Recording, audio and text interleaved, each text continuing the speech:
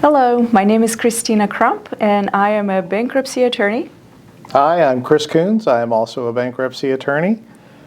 Today we're going to talk about what documents do you need to bring to your bankruptcy attorney in order to file a bankruptcy case. Right. So the very first item is you need some kind of photo identification. It could be a driver's license or a state photo ID. Either one of those will do. A lot of our representation now is done remotely, and people currently do not appear in court in person. So if you file a bankruptcy, you're unlikely to appear in court in person. We have to provide that photo ID to the bankruptcy trustee, so we have to verify also that it's you, that we laid eyes on you either in person or through Zoom, so that they can make sure it's you that's filing the bankruptcy case. Next thing we need to do is we need to verify the Social Security number.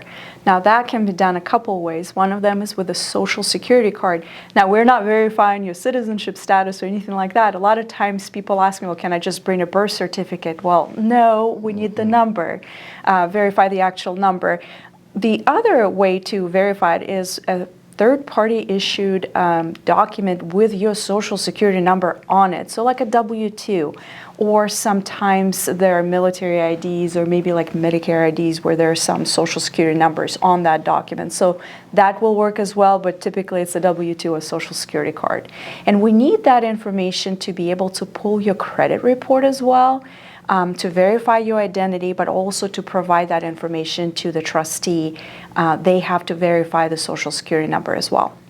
Now, Kristina, just to make sure, I can't provide you with just a copy of my tax return that I had H&R Block fill out. That's not going to, that's because, that's not really a third-party document. Correct, yes. It has to be a document that is prepared by another party, but not your individual return, because that's prepared on your behalf. Right. Has to be a document issued by another party with your Social Security number on it. Like I said, W-2s or Social Security card works best. You can order the Social Security card if you don't have it. You can go online to ssa.gov and order that as well. Can you go in person sometimes to the Social Security office? Well, you used to be able to. I don't know if you can now. Right. In your area, it might be different. In some places, you can still arguably walk in. Walk in and just get proof. Yeah, they don't give you a card. They'll give you a letter, and on the letter, it will verify your Social Security number. And those letters actually are pretty useful.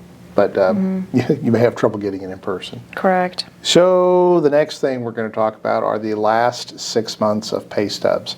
And this one often sounds daunting, but it's not that difficult. For most people, your pay stubs are going to be online. They're going to be remote. You'll be able to download them. Why do we need... You can ask your HR department or payroll department. Yeah, that's correct. Why do you need 6 months of pay stubs? Well, when you do a bankruptcy, you have to fill out a form. It's called the means test. And for your attorney to fill out that form, they're going to need 6 months of your pay records. Now, I am able to work with a lot less in some cases because clients will have year-to-dates on their pay stubs, and I don't actually have to get all 13 bi-weekly pay stubs. I can use the year-to-dates to figure out, okay, how much income is coming in the door, and that allows me to fill out the means test.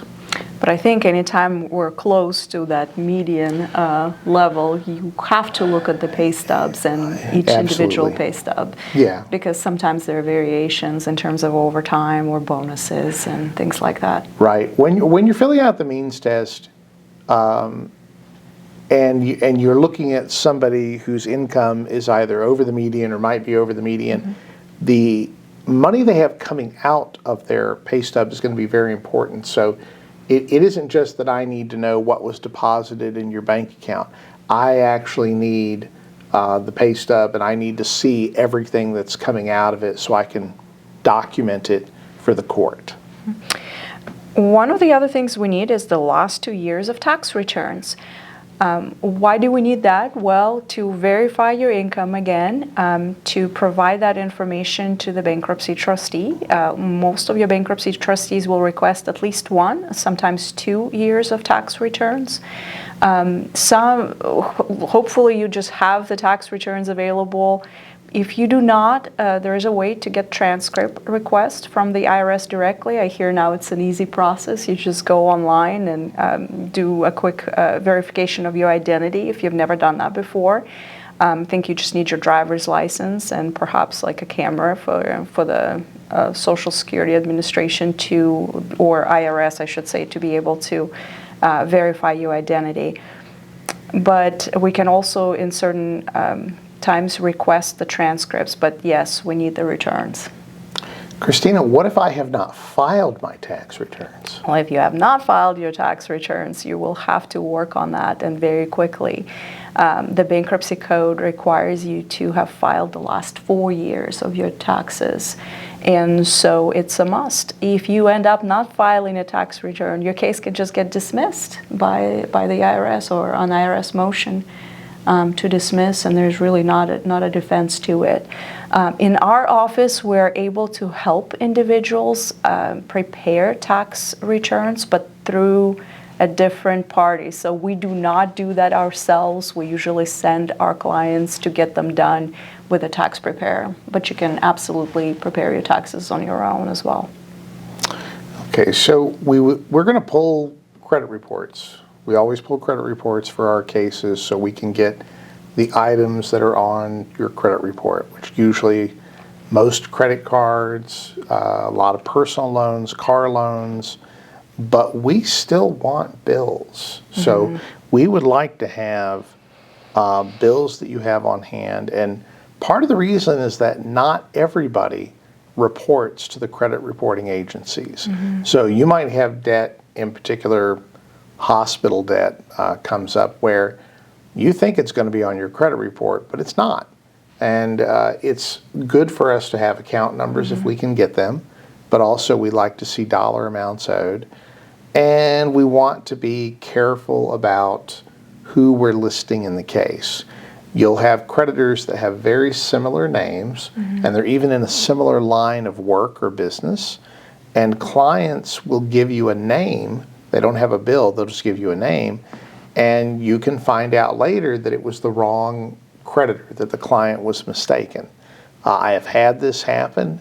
It's an unfortunate thing, but if it's not on the credit reports, if I can't pull it from the local courthouse, which we'll do that as well, then we may have difficulty getting everything. We're kind of as good as what you give us in some sense. I think sometimes that happens with the medical bills, where you go to a certain hospital and you're expecting that all of your bills are going to come from that hospital, then later find out that the emergency room is a completely different contractor out of state and they have a completely different name. So if you can get that information, that's always helpful. We know some of the creditors, like some of the providers, yes, that the local hospitals use, but any additional information always helps. Same thing with the installment loans, payday loans.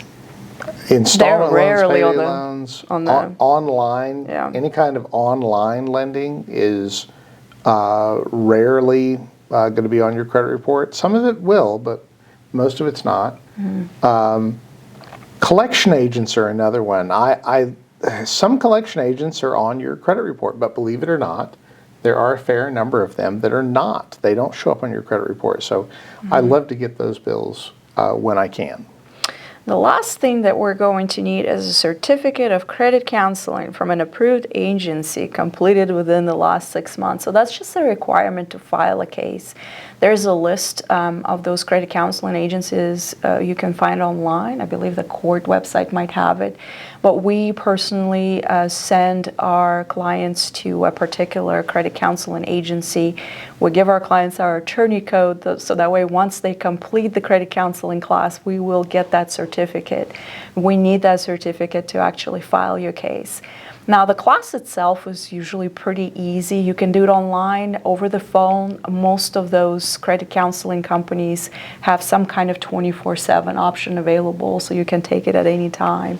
You also don't necessarily have to take it in one setting, so I think you can break it down in different sessions. But that's also something that you have to remember, you know, especially if you're in an emergency, that, hey, there's this one extra step that you have to take in order for us to file your case. So just to sum it up, what bills do, or not bills, but what documents do we need? Photo ID, Social Security card, last 6 months of pay stubs, 2 years of tax returns. any bills that we can get. Yep, and the certificate of credit counseling. Absolutely.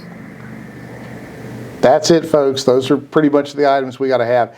There are certain cases where we might ask for more. Like bank statements. Like bank statements are a big Or one. perhaps if you have other assets, like maybe trust information, you know, these are just the basic kind of Certainly. minimums These you are the expect. minimums. These Yeah. are the minimums. And then depending on your situation, we'll ask for more. Yeah. If you have any questions, please reach out to us.